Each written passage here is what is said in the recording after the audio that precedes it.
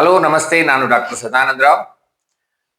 ಇವತ್ತು ಒಂದು ಹೊಸ ವಿಷಯದ ಬಗ್ಗೆ ಒಂದು ಹೊಸ ಇಂಟರ್ವ್ಯೂ ಅನ್ನ ಮಾಡ್ತಾ ಇದ್ದೇನೆ. ನೋವುಗಳು ಯಾರಿಗಾದ್ರೂ ಬಂದ್ರೆ ಸಾಮಾನ್ಯವಾಗಿ ಆ ನೋವುಗಳನ್ನ ಹೊರಗೆ ಬರೋದು ಹೇಗೆ ಅನ್ನೋದು ಒಂದು ದೊಡ್ಡ ಸಮಸ್ಯೆ ಆಗ್ಬಿಡುತ್ತೆ.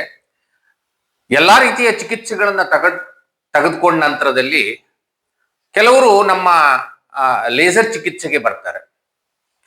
ಈ ಲೇಸರ್ ಚಿಕಿತ್ಸೆಗೆ ಬಂದಾಗ ಅವರಿಗೆ ಒಂದು ಹೊಸ ಕುತೂಹಲ ಬರ್ತದೆ. ಏನು ಇಷ್ಟೆಲ್ಲ ನಾನು ಔಷಧಿ ಮಾತ್ರೆಗಳನ್ನ ತಗೊಂಡ್ರು ನಂಗೆ ವಾಸಿ ಆಗಿರ್ಲಿಲ್ಲ, ಯಾವುದೇ ಔಷಧಿ ಮಾತ್ರೆಗಳು ಇಲ್ದೇನೆ, ಯಾವುದೇ ರೀತಿಯ ನೋವುಗಳು ಆಗ್ದೇನೆ, ಯಾವುದೇ ರೀತಿಯ ಅಡ್ಡಪರಿಣಾಮಗಳಾಗ್ದೇನೆ ಹೇಗೆ ನಮಗೆ ವಾಸಿ ಆಗ್ತಾ ಇದೆ ಅನ್ನೋದು ಸಾಮಾನ್ಯವಾಗಿ ಎಲ್ಲ ಒಬ್ಬ ಪೇಷಂಟ್ ಅಲ್ಲೂ ಕೂಡ ನಮ್ಗೆ ಕಾಣಿಸುತ್ತೆ. ಹಾಗೆ ನೋವುಗಳು ಬಂದಾಗ ಎಷ್ಟು ದೂರಕ್ಕೆ ಬರ್ತಾರೆ ಅನ್ನೋದಕ್ಕೆ ದೂರದ ಹಾವೇರಿಯಿಂದ ನಮ್ಮಲ್ಲಿಗೆ ಒಬ್ರು ಪೇಷಂಟ್ ಬಂದಿದ್ರು. ಅವರನ್ನ ಇವತ್ತು ಇಂಟರ್ವ್ಯೂ ಮಾಡ್ತಾ ಇದ್ದೇನೆ.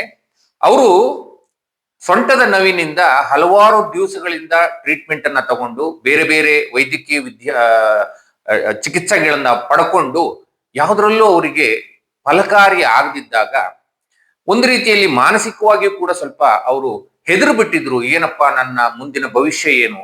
ಯಾಕೆ ಅಂತ ಹೇಳಿದ್ರೆ ಅವರು ವೃತ್ತಿಯಲ್ಲಿ ಪ್ರಾಧ್ಯಾಪಕರು, ಟೀಚರ್ ಆಗಿ ಕೆಲಸ ಮಾಡ್ತಾರೆ.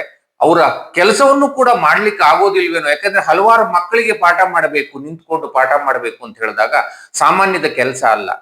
ಈ ತರ ಪಾಠ ಮಾಡುವಾಗ ಅವ್ರಿಗೆ ನಿಂತ್ಕೊಳ್ಳೋದಕ್ಕೆ ಕಷ್ಟ ಆದಾಗ, ಅವರ ನೋವನ್ನ ಅವ್ರು ಯಾರ ಜೊತೆನೂ ಹಂಚ್ಕೊಳಕ್ ಆಗದಿದ್ದಾಗ, ಯಾವುದೇ ರೀತಿಯ ಔಷಧಿ ಮಾತ್ರೆಗಳಿಗೂ ಅವರ ನೋವು ಸ್ಪಂದಿಸದಿದ್ದಾಗ ಅವರು ಕಡೆಯದಾಗಿ ಈ ಲೇಸರ್ ಚಿಕಿತ್ಸೆಯನ್ನ ಪಡ್ಕೊಂಡಿದ್ದಾರೆ.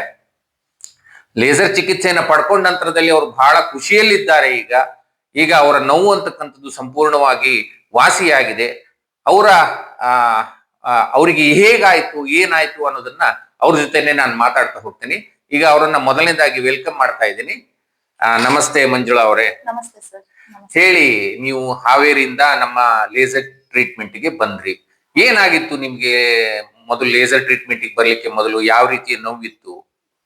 ಸರ್, ನನಗೆ 6 ವರ್ಷದಿಂದ ನೋವು ಇತ್ತು. ಯಾವ ನೋವಿತ್ತು ನಿಮ್ಗೆ 6 ವರ್ಷದಿಂದ? ಡೆಲಿವರಿ ಆದ್ಮೇಲೆ ಸೆಕೆಂಡ್ ಡೆಲಿವರಿ ಆಯ್ತು. ಸೆಕೆಂಡ್ ಡೆಲಿವರಿ ನಾನು ಸಿಸೇರಿಯನ್ ಆಯ್ತು. ಅದಾದ ತಕ್ಷಣ ನನಗೆ ಬ್ಯಾಕ್ ಪೇನ್ ಕಂಡು ಬರ್ತಾ ಇತ್ತು ಸರ್. ಓಕೆ. ಬ್ಯಾಕ್ ಪೇನ್ ಜಾಸ್ತಿ ಆದಂಗೆ ಕಾಲ್ ಸೆಳೆತನೂ ಬರಕತ್ ಸರ್. ಓಕೆ. ಬಲಗಾಲ ಎಡಗಾಲ? ಫಸ್ಟ್ ಎಡಗಾಲ್ ಇತ್ತು ಸರ್. ಎಡಗಾಲ್ ಇತ್ತು. 2 ವರ್ಷದಿಂದ ಎಡಗಾಲು ನೋವು ಬರ್ತಾ ಇತ್ತು. ಅದಾದ್ಮೇಲೆ ನಾನು ಆ ಕಡೆ ಈ ಕಡೆ ಎಲ್ಲ ಕಡೆ ಟ್ರೀಟ್ಮೆಂಟ್ ತಗೊಂಡೆ ಸರ್. 2 ವರ್ಷ ಆದ ನಂತರ ಬಲಗಡೆಗೆ ಟ್ರಾನ್ಸ್ಫರ್ ಆಯ್ತು ಅದು. ಏನಿದು ಹಿಂಗೆ ಅಂತಂದು ನಾವು ಎಲ್ಲ ಕಡೆ ಬಹಳ ತೋರ್ಸಿದ್ವಿ. ಎಲ್ಲರೂ MRI ಮಾಡ್ಸಿದ್ರು. ಮಾಡ್ಸಾದ್ಮೇಲೆ ಇಲ್ಲ, ಡಿಸ್ಕ್ ಬಲ್ಜ್ ಆಗಿದೆ, ಅದನ್ನ ನಾವು ಕಟ್ ಮಾಡಿ ತೆಗಿತೇವಿ, ನಿಮಗೆ ಸರ್ಜರಿ ಅವಶ್ಯವಾಗಿ ಬೇಕು ಅಂತ ಹೇಳಿದ್ರು. ನಾವ್ ಅವಾಗ ಸ್ವಲ್ಪ ಭಯ ಪಟ್ವಿ. ಏನಿದು ಸರ್ಜರಿ, ಇವಾಗ್ಲೇ 2 ಸಿಸೇರಿಯನ್ ಆಗಿದೆ, ಮತ್ತ ಅದು ಒಂದು ಏನಕ್ಕೆ ಅಂತಂದು ಇದ್ರಿಂದ ನಾವು ಹೊರಗ್ ಬಂದ್ವಿ. ಸರ್ಜರಿ ಟೀಚರ್ ಕೂಡ ತುಂಬಾ ಹೊತ್ತು ನಿಂತು ಪಾಠ ಬೇರೆ ಮಾಡಬೇಕು. ಅದೇ ಸರ್, ನಿಂತ್ಕೊಂಡ್ ಪಾಠ ಮಾಡೋದು. ಹಾಗಾಗಿ ನಾವು ಹೆದರಿದ್ವಿ, ಬೇಡಪ್ಪ ಇದು, ಇದ್ರ ಬದಲಾಗಿ ಬೇರೆ ಏನಾರ ಇದೆಯಾ ಅಂತ ನಾವು ಸರ್ಚ್ ಮಾಡಿದ್ವಿ. ಬೇರೆ ಕಡೆ ಎಲ್ಲ ಕೇಳಿದ್ವಿ. ಅಂದ್ರೆ ಸರ್ಜರಿ ಇಲ್ದೇನೆ ಅಥವಾ ಔಷಧಿ ಮಾತ್ರೆಗಳು ಇಲ್ದೇನೆ ಏನ್ ಟ್ರೀಟ್ಮೆಂಟ್ ಲಭ್ಯ ಇದೆ ಅಂತ 5-6 ವರ್ಷದಿಂದನೂ ತಗೊಂಡ್ ಸಾಕಾಗಿತ್ತು ಸರ್. ಬೇರೆ ಸ್ಟಿರಾಯ್ಡ್ ಸಹಿತ ಕೊಟ್ಟಿದ್ದಾರೆ ಸರ್ ಬೆನ್ನಿಗೆ. ಸ್ಟಿರಾಯ್ಡ್ ಅನ್ನು ತಗೊಂಡಿದ್ದಾರೆ. ಸ್ಟಿರಾಯ್ಡ್ ತಗೊಂಡ್ಮೇಲೆ ಎಷ್ಟು ದಿವಸ ನಿಮ್ಗೆ ನೋವು ಕಾಣಿಸ್ಕೊಂತೀರಿ? 3-4 ತಿಂಗಳು ಸರ್ ಕಡಿಮೆ ಆಯ್ತು. ಅದಾದ್ಮೇಲೆ ಮತ್ತೆ ಯಥಾರ್ಥ ಸ್ಥಿತಿ, ಬೇಜಾನ್ ನೋವು ಬರ್ತಾ ಇತ್ತು ಸರ್. ಅದಾದ್ಮೇಲೆ ಅದೇ ನಮ್ಮ ರಿಲೇಷನ್ ಕಡೆಯಿಂದ ಅಥವಾ ನಮ್ಮ ಊರವ್ರ ಒಬ್ರಿಂದ ಸಜೆಸ್ಟ್ ಆಯ್ತಿದ್ದು, ಹಿಂಗೆ ಇಲ್ಲಿ ಬೆಂಗಳೂರಲ್ಲಿ ಇದ್ದಾರೆ ಡಾಕ್ಟರ್, ಅವರು ಲೇಸರ್ ಟ್ರೀಟ್ಮೆಂಟ್ ಕೊಡ್ತಾರೆ. ಆ ಲೇಸರ್ ಇಂದ ನನಗೆ ಒಳ್ಳೆ ರಿಸಲ್ಟ್ ಬಂದಿದೆ, ನನಗೆ 100% ಆರಾಮಾಗಿದೆ, ನೀವು ಒಂದ್ಸಲ ಬಂದ್ ನೋಡಿ, ಟ್ರೈ ಮಾಡಿ ಅಂತ ಹೇಳಿದ್ರು. ನಮ್ಗೆ ಅಂದ್ರೆ ಸರ್ ಎಲ್ಲ ಕಡೆ ತೋರ್ಸಿ ಸಾಕಾಗಿತ್ತಲ್ಲ, ನೋಡೋಣ ಇದು ಒಂದ್ ನೋಡೇ ಬಿಡೋಣ ಅಂತಂದು.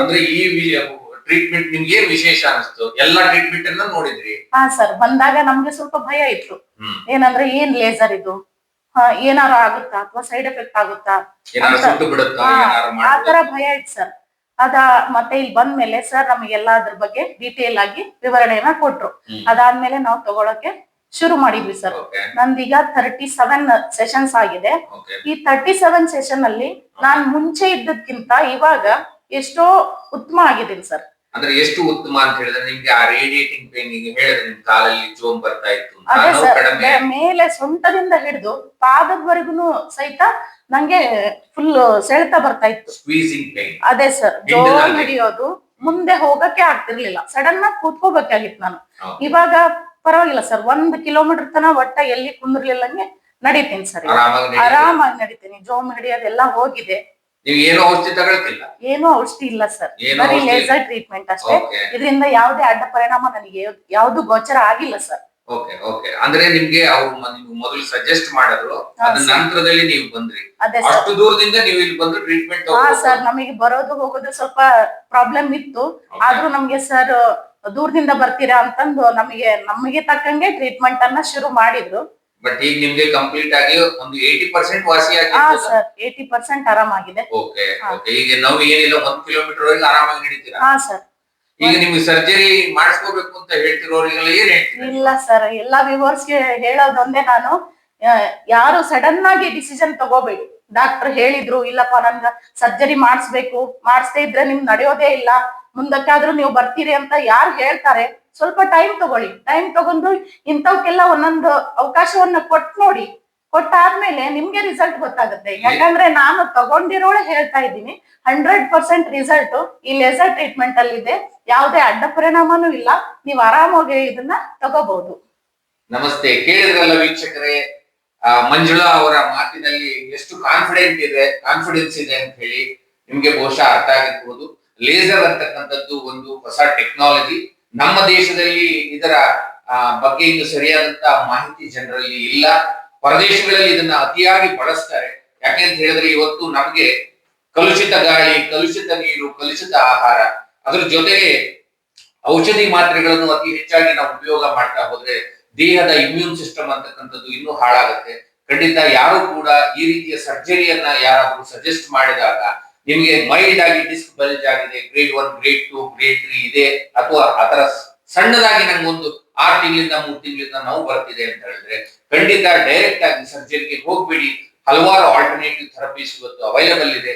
ಲೇಸರ್ ನಲ್ಲಿ ಬರೀ ಇದಕ್ಕೆ ಮಾತ್ರ ಅಲ್ಲ, ಆಪ್ಥಮಾಲಜಿ, ಕಣ್ಣಿನ ಆಪರೇಷನ್ ಇದೆ, ಕಿಡ್ನಿಯಲ್ಲಿ ಸ್ಟೋನ್ ಫಾರ್ಮೇಶನ್ ಆದ್ರೆ ಅದನ್ನು ತೆಗಿಲಿಕ್ಕೆ ಕೂಡ ಇದೆ. ಈವನ್ ಹಾರ್ಟಿಗೂ ಕೂಡ ಈ ಲೇಸರ್ ನಲ್ಲಿ ಬ್ಲಾಕ್ಸ್ ಅನ್ನ ರಿಮೂವ್ ಮಾಡಬಹುದು. ಹೀಗೆ ಹಲವಾರು ರೀತಿಯ ಲೇಸರ್ಸ್ ಬೇರೆ ಬೇರೆ ಇರುತ್ತೆ. ನೀವು ಉಪಯೋಗ ಪಡ್ಕೊಳ್ಳಿ.